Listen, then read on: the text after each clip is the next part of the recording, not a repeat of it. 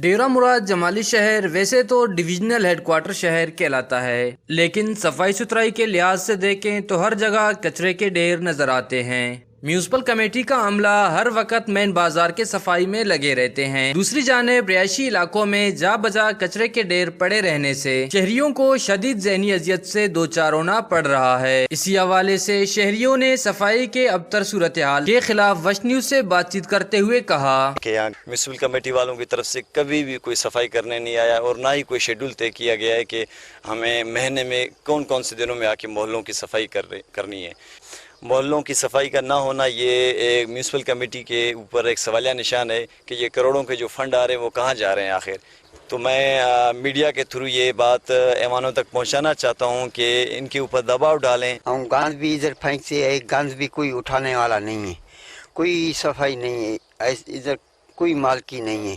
Municipal committee کے عملے کو چاہیے کہ رہائشی حلقوں میں صفائی پہ توجہ دے کر شہر کو صاف ستھرا رکھے۔ کیمرہ مین معشوق رند کے ساتھ ریاض بلوچ، وش نیوز، نصیر آباد۔